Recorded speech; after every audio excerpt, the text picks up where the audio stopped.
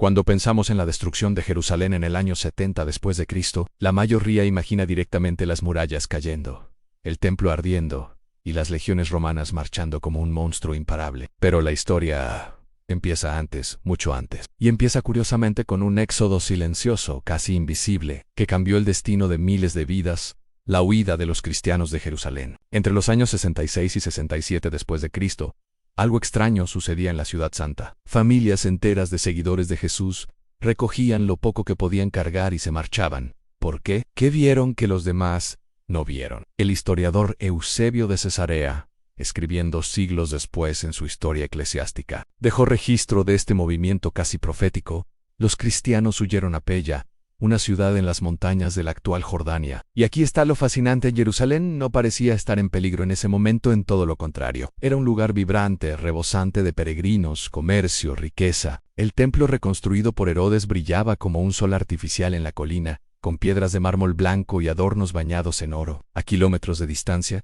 se podía ver cómo el edificio sagrado dominaba el horizonte. Los judíos creían que ese templo nunca caería, que Dios mismo lo protegería. Pero los cristianos, un grupo pequeño y marginal, comparado con la mayoría judía, interpretaron las señales de manera diferente. Para ellos, las primeras tensiones entre judíos y romanos no eran un llamado a la resistencia, sino una advertencia. Recordaban las palabras de Jesús en el Evangelio: cuando veáis a Jerusalén rodeada de ejércitos, sabed que su desolación está cerca. Entonces, los que estén en Judea huyan a los montes. Lucas 21.2-21. Esa memoria viva de la enseñanza de Cristo se convirtió en brújula. Mientras las autoridades judías inflaban los ánimos diciendo: Dios nos defenderá contra Roma, los discípulos de Jesús entendieron que resistir al imperio más poderoso de la tierra sería un suicidio. Y actuaron.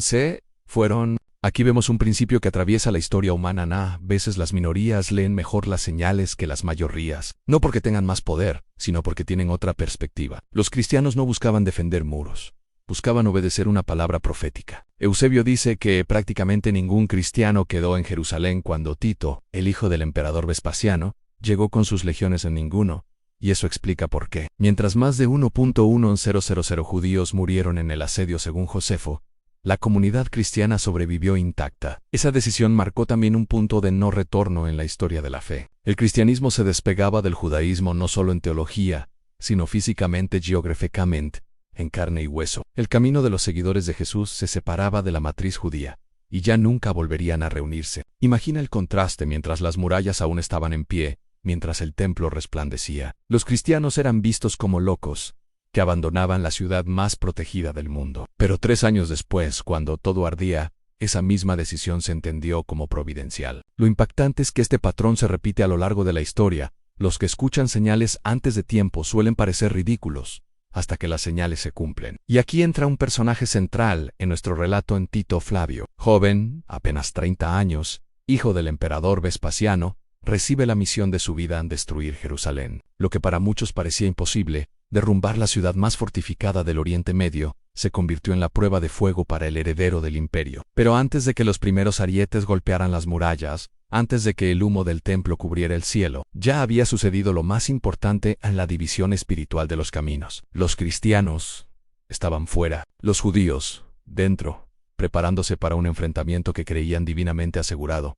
No era simplemente una guerra, era una colisión de visiones. Un pueblo convencido de que Dios intervendría en su favor, contra un imperio que dominaba el mundo. Y en medio de ellos, un grupo de marginados que había decidido huir siguiendo las palabras de su maestro crucificado. La destrucción de Jerusalén no empezó con catapultas ni espadas. Empezó con una decisión silenciosa en salir. Las murallas imposibles, Tito y la guerra que se libraba dentro del sol, golpeaba fuerte sobre las murallas de Jerusalén. Era el año 70 después de Cristo, y la ciudad, aparentemente inexpugnable, se erguía como un desafío contra el imperio más poderoso de la tierra. Los viajeros que se acercaban desde lejos quedaban impresionados.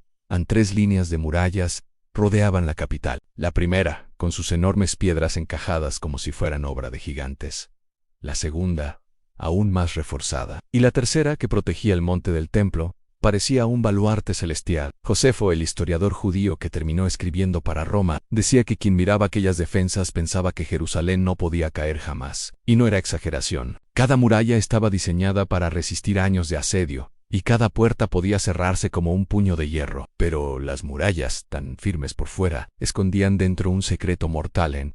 El verdadero enemigo de Jerusalén no estaba fuera, sino dentro. En el corazón de la ciudad, 3 facciones judías se disputaban el poder. En lugar de unirse contra Roma, se mataban entre sí. Simón Bar Yora, Juan de Giscala y Eleazar, Ben Simón, eran los 3 jefes de facciones. Cada uno tenía su ejército, cada uno tenía su visión de la liberación, y cada uno veía al otro no como aliado, sino como rival. Era un espectáculo grotesco, mientras Tito avanzaba con sus legiones. Los líderes judíos estaban ocupados incendiando los graneros del enemigo interno, destruyendo provisiones, debilitando a su propio pueblo, lo que debía alimentar a Miles en un asedio prolongado. Ardió en llamas porque cada bando prefería que el otro muriera de hambre antes que ceder poder. Aquí aparece la ironía cruel de la historia en Jerusalén.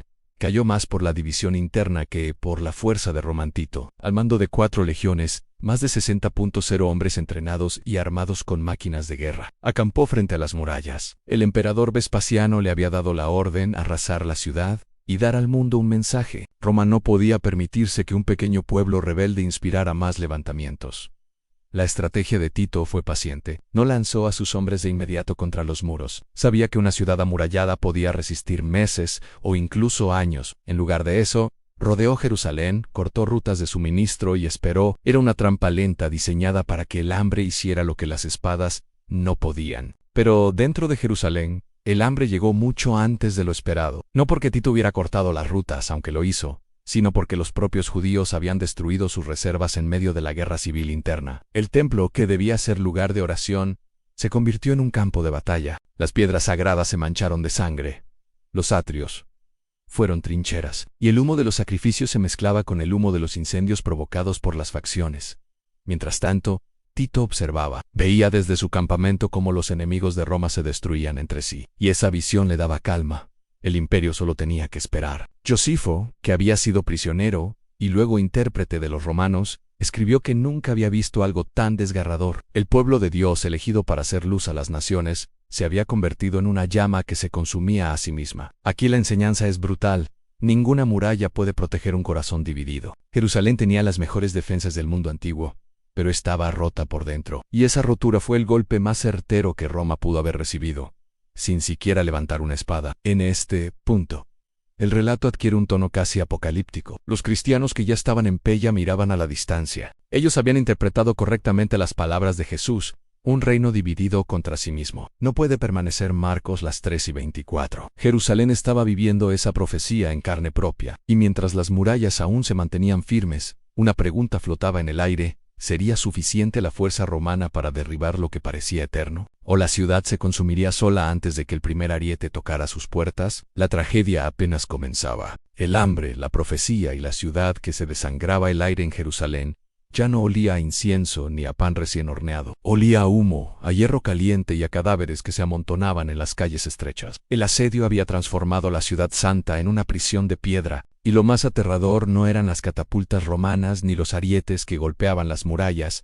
sino el hambre que comenzaba a devorar los huesos desde dentro. Josifo describe escenas que parecen imposibles de soportar: a madres arrebatando la comida a sus propios hijos, hombres peleando por un trozo de cuero hervido, familias enteras muriendo de inanición mientras en los patios aún se discutía sobre quién debía mandar. Lo que una vez fue la ciudad del gran rey David se había convertido en una pesadilla viviente. El templo seguía en pie, brillante a lo lejos, pero su resplandor ya no iluminaba esperanza, sino desesperación. Y aquí aparece un detalle profético que hiela la sangre. 40 años antes, Jesús, sentado en el monte de los Olivos, había mirado estas mismas murallas y había llorado. No los admiró, no las celebró, sino que las vio envueltas en fuego y ruina. Llegarán días sobre ti, dijo, cuando tus enemigos te rodearán, te estrecharán por todas partes y no dejarán en ti piedra sobre piedra.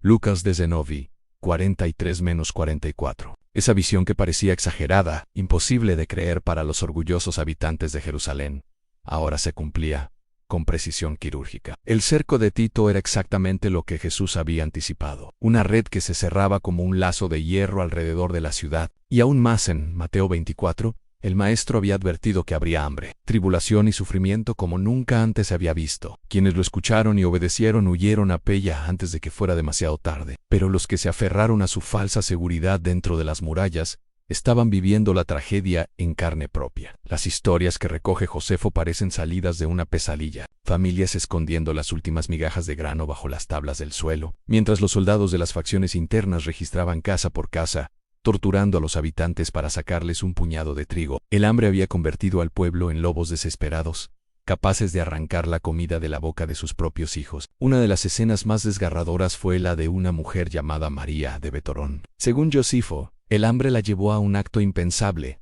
cocinó a su propio hijo para sobrevivir. Cuando los soldados rebeldes olieron la carne, irrumpieron en su casa buscando comida. Ella les mostró el horror y les gritó: «Esto es lo que han hecho de mí el hambre y vuestra locura». Los soldados, horrorizados, huyeron, y la noticia se extendió como un escalofrío por toda Jerusalén. Esa escena, tan cruel que parece irreal, cumplía otra profecía antigua: las palabras de Moisés en Deuteronomio 28, donde advirtió que si Israel se apartaba de Dios y caía bajo el asedio, el hambre sería tan atroz que las madres comerían la carne de sus propios hijos. Nadie en tiempos de Moisés lo había tomado literal. Ahora, en Jerusalén, era una realidad atroz. El hambre no solo vaciaba los estómagos, también vaciaba el alma. Los líderes de las facciones seguían luchando entre ellos, como si el templo y la ciudad fueran aún trofeos por los que valía la pena disputar. La guerra civil interna no cesaba, aun cuando los cadáveres se apilaban en las puertas y los animales callejeros lamían la sangre coagulada en las piedras del pavimento. Desde el campamento romano,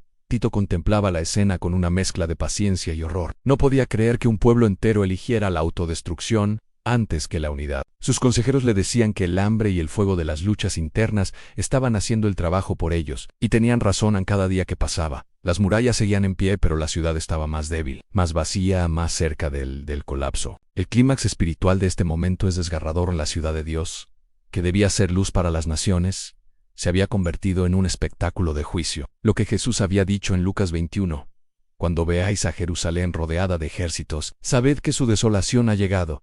Ya no era futuro, era presente, y en esa tensión, Jerusalén esperaba su destino. Las murallas aún resistían, pero dentro, todo estaba roto. El pueblo estaba consumido por el hambre, los líderes por la ambición, y el templo, el corazón de la nación, se preparaba para un desenlace que marcaría la historia para siempre. La pregunta que flotaba en el aire era brutal: ¿había esperanza todavía para una ciudad que se devoraba a sí misma? ¿O acaso el juicio de Dios ya estaba escrito en fuego sobre las piedras del santuario? Lo cierto es que la siguiente escena sería la más devastadora de todas: en el incendio del templo, el fin de las promesas y la caída de la ciudad santa en manos del imperio más implacable que la historia había conocido. La tragedia aún no había alcanzado su punto final. El fuego del templo y las cenizas de una nación, Jerusalén, que había resistido asedios antes, no pudo resistir esta vez. Las murallas, que parecían indestructibles, finalmente cedieron bajo la presión de las legiones romanas. Pero lo que terminó de quebrar el espíritu de la ciudad no fueron los muros caídos, sino el fuego que consumió el lugar más sagrado en el templo. El 9 de AB,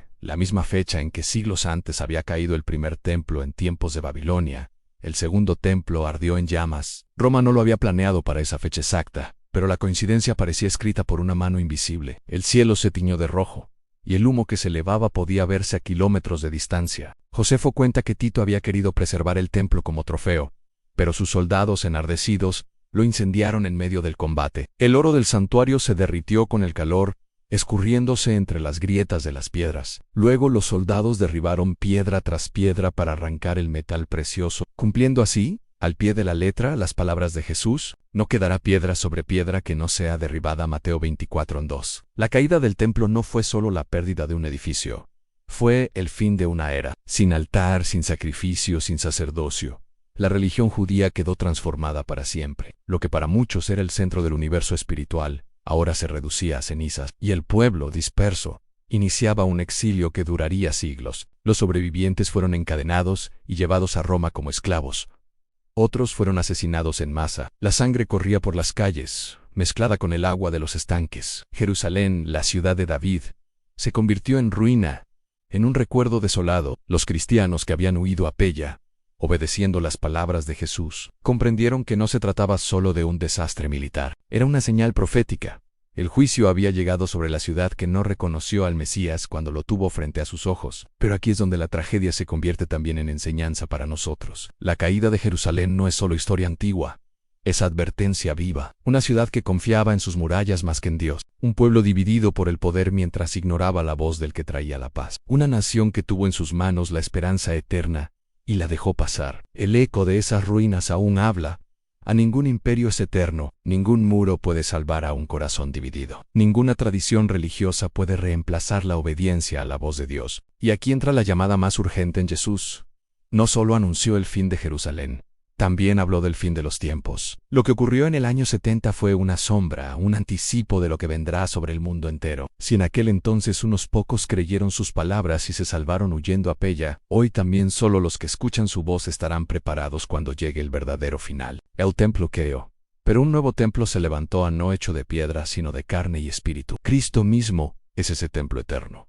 Y quienes creen en él se convierten en piedras vivas de una casa que nunca será derribada. Si esta historia te estremeció, no la dejes en el pasado. Es un espejo que nos obliga a preguntarnos, ¿estamos construyendo nuestra vida sobre muros que parecen indestructibles o sobre la roca eterna que es Cristo? Suscríbete al canal, porque en los próximos episodios vamos a seguir desenterrando secretos de la Biblia que no solo explican la historia, sino que revelan tu presente y tu futuro. Comparte este video con alguien que cree que la Biblia es solo un libro viejo, que vea con sus propios ojos como lo que Jesús dijo se cumplió palabra por palabra. Y déjame en los comentarios, ¿qué murallas falsas crees que estamos levantando hoy, que un día podrían caer como Jerusalén? El templo ardió, Jerusalén cayó, pero la palabra sigue en pie.